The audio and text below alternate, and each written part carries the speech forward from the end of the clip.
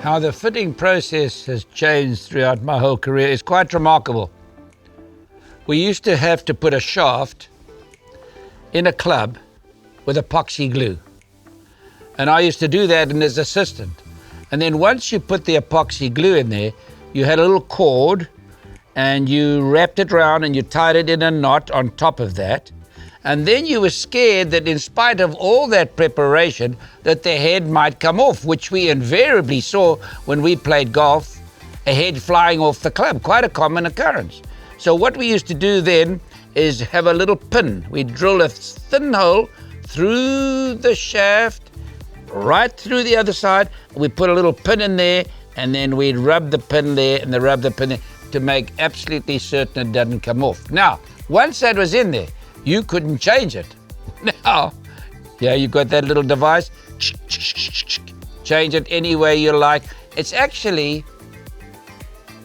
you know, when you've experienced what I did with the old clubs, never mind, can you imagine what Bobby Jones, who might conceivably be the best player that ever lived, I mean, he played with a walking stick as a shaft, and had no grooves on the club to speak about, and a chamois grip, and it was so heavy.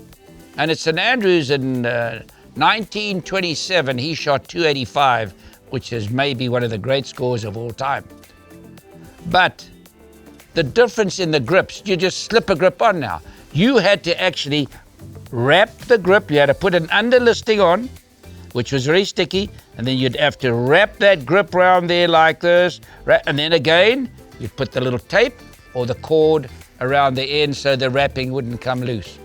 So everything is so different. The shaft, I remember playing with Ben Hogan at Westchester. We were coming up, and he was one of those days where he said more than 10 words. And we were coming up and he said, fella, one day you'll see lightweight shafts, very, very light. And you'll see different metals in clubs. And you're going to see things change that you won't believe in. And you'll see a ball that'll have different kinds of textures. And you won't be able to slice it and hook it as much. I went into lunch. He didn't join us. And I said to the fellas, I just heard the biggest hogwash I've ever heard today.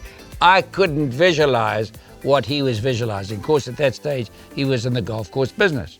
So here today we sit and we see a modern day rocket, a jet, as compared to an ox wagon.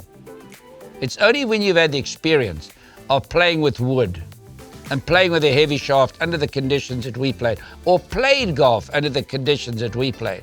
The scores were quite unbelievable. I mean, you got fellas when we played putting wise that putted maybe better than the guys today, maybe better, but never putted on a green like this in their lives. And you know, I look at a driver like this, and I love this driver so much that quite honestly, this PXG driver, I'm not exaggerating when I say this, I sincerely mean this, I hardly ever miss a fairway. Something that I never thought I would ever do. Of course, I'm a lot shorter now. I can hear the ball land when I hit it, it's a lot shorter. But I'm going to buy a 90 for this club. And before I go to bed at night, I'm going to wrap this 90 round and put it on the end of my bed so it stays hot. That is an amazing difference. In fact, they have a 64 degree.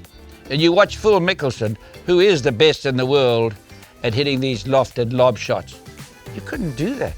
You just couldn't do that when we played golf because you didn't have the equipment to do it.